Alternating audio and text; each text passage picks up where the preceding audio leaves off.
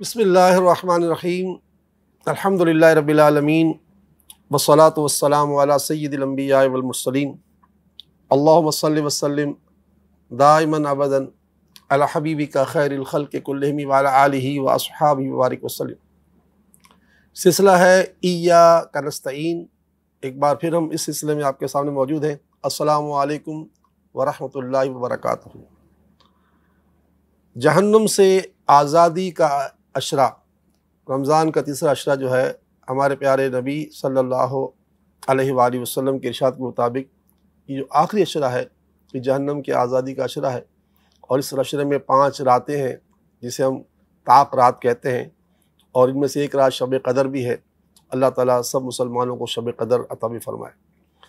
تو جہنم سے آزادی کے عشرے کی نسبت سے ہم ہر روز کچھ نہ کچھ جہنم کے بارے میں بتاتے رہے، کس کس ذرائع سے جہنم سے آزادی حاصل کی جا سکتی ہے اور حاصل کرنی چاہیے، اور یہ باتیں خالی سننے کی حد تک نہیں ہیں، ان کو عمل کیا جائے۔ اور یہ کوئی ایسی مشکل باتیں اب تک ہم نے نہیں بیان سنی، جتنی بیان ہم نے کی وہ اللہ کے پیارے رسول صلی اللہ علیہ وسلم کی زبانی احادیث کریمہ میں جو بات موجود ہے وہ بیان ہوئی، اور ان پر ہر شخص عمل کر سکتا ہے۔ آج بھی آپ جو سنیں گے وہ بھی بڑا آسان سا عمل ہے۔ اللہ تعالی ہمیں عمل کی توفیق عطا فرمائے۔ پیارے نبی صلی اللہ تعالی علیہ وآلہ وسلم ارشاد فرماتے ہیں کہ اولاد آدم میں، یعنی ہر انسان کے اندر 360 جوڑ پیدا کیے گئے۔ ہمارے جسم میں 360 جوڑ، جیسے کہ ابھی ہماری انگلی دیکھیں 1 2 3، اس طرح ہمارے جسم میں 360 جوڑ پیدا کیے گئے۔ جب کوئی اللہ تعالیٰ کی بڑائی بیان کرتا ہے 360 مرتبہ، یعنی اللہ تعالیٰ کی بڑائی کس طرح بیان کی؟ اللہ اکبر، الحمدللہ، سبحان اللہ، استغفر اللہ، یہ سب اللہ تعالیٰ کی بڑائی کے جملے ہیں۔ اور بہت سے خوش نصیب لوگ ایسے ہیں جو ہر نماز کے بعد 33 مرتبہ سبحان اللہ، 33 مرتبہ الحمدللہ، 34 مرتبہ اللہ کو پڑھتے ہیں، تو یہ 100 مرتبہ ویسے ہو جاتا ہے۔ تو دن میں یہاں تو 360 مرتبہ کہا گیا، یہاں آرام سے 500 مرتبہ ہو جاتے ہیں۔ اور اس کے پڑھنے کا طریقہ یہ نہیں ہوتا سبحان اللہ سبحان اللہ سبحان، نہیں، سبحان اللہ سبحان اللہ سبحان اللہ۔ جب رکیں گے تو سبحان اللہ، ورنہ روانی پڑھیں گے تو سبحان اللہ سبحان اللہ سبحان اللہ، الحمدللہ الحمدللہ الحمدللہ، اللہ اکبر اللہ نہیں، اللہ اکبر اللہ اکبر اللہ اکبر۔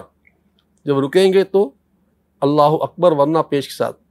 تو اگر ہم پیارے مصطفیٰ کا فرمان سن رہے ہیں، آقا فرماتے ہیں جو کوئی آدمی اللہ تعالیٰ کی بڑائی 360 مرتبہ کہتا ہے تو الحمدللہ ہر مسلمان جو نمازی ہے وہ نماز کے بعد یہ تسبیح تو لازم پڑھتا ہے، اسے تسبیح فاطمہ کہا جاتا ہے۔ تو پھر میرے آقا فرماتے ہیں، اچھا یہ 4 باتیں اس میں تھیں، اللہ اکبر بھی آ گیا، الحمدللہ بھی، اور سبحان اللہ، تینوں تو ہم پڑھتے ہی ہیں۔ پھر اس میں آگے آقا فرماتے ہیں استغفر اللہ۔ تو یہ چاروں کو بیان کیا کہ کسی نے بھی چاروں میں سے کسی بھی طرح اللہ تعالیٰ کی بڑائی بیان کی 360 مرتبہ۔ اور اس کے علاوہ مسلمان کے راستے سے کوئی پتھر یا کانٹے دار جھاڑی یا ہڈی ہٹا دی۔ اب جب ہم چل رہے ہوتے ہیں راستے میں پتھر بھی آ رہا ہوتا ہے، کہ جھاڑی بھی آ رہی ہوتی ہے، ہڈی بھی آ رہی ہوتی ہے، اس کو ہٹا دیا ہم نے۔ یا نیکی کا حکم دیتا ہے یا کسی کو برائی سے منع کر۔ پہلی بات تو آپ نے پیارے آقا نے فرمائی اللہ کی بڑائی بیان کرنا، دوسرا فرمائی یا پھر راستے سے کانٹے دار جھاڑی ہٹا دینا، ہڈی ہٹا دینا، پتھر ہٹا دینا، یا پھر نیکی کا حکم دیتا ہے اور برائی سے منع کرتا ہے۔ تو میرے آقا فرماتے ہیں اس دن شام تک کے لیے اپنے آپ کو جہنم سے نجات دلا دیتا ہے۔ سبحان اللہ، جہنم سے نجات کے کتنے آسان نسخے ہیں۔ پتہ چلا کہ آپ کو کوئی نیکی کی بات پتہ چلی، اس نیکی کی بات کو آپ کسی کو بتا دیں۔ کوئی آپ کا بھائی، کوئی آپ کا دوست برائی میں مبتلا ہے، اسے برائی سے منع کریں۔ بعض اوقات لوگ مذاق میں بھی جھوٹ بول رہے ہوتے ہیں، مذاق میں جھوٹ بولنا بھی گناہ ہے۔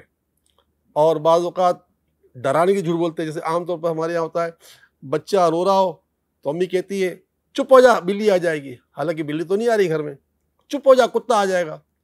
تو یہ بھی جھوٹ ہے۔ بچے کو چپ کرانے کے لیے کتا آ جائے گا، بلی آ جائے گا، بہو آ جائے گا، یہ بھی جھوٹ ہے۔ اسی طرح بعض اوقات ماں کہتی ہے بیٹا چپ ہو جا میں تجھے یہ دلا دوں گی، اور یہ دلانے کی نیت نہ ہو تو یہ بھی جھوٹ ہے۔ جیسے کہ میرے آقا صلی اللہ علیہ وسلم ایک جگہ جلوہ افروز تھے، تو ایک ماں نے بچے کو بلایا، کہا بیٹا آؤ تمہیں یہ دوں گی۔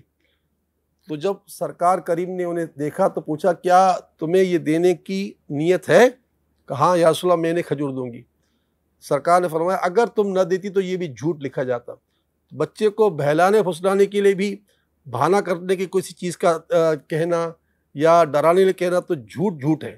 تو مختصر یہ کہ ہمیں اللہ تعالیٰ نے جو ہے نیکی کا حکم کرنے اور برائی سے منع کرنے کا ایک عظیم انعام دیا ہے اس امت کو، تأمرون بالمعروف وتنہون عن المنکر، کہ اس امت کی خوبی یہ ہے کہ یہ نیکی کا حکم کرتی ہے، برائی سے منع کرتی ہے۔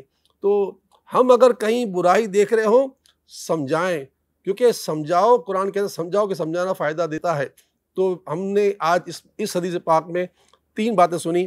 ایک تمہارے جسم میں 360 جوڑ ہے، اس جوڑ کا شکر ادا کرنے کے لیے اللہ کی بڑائی بیان کریں۔ اللہ کی بڑائی سبحان اللہ، الحمدللہ، اللہ اکبر، استغفر اللہ۔ اور ایک اور راستہ بتایا کہ راستے میں کوئی چیز پڑی ہو جو لوگوں کو اذیت پہنچا سکتی ہو اس کو ہٹائیں۔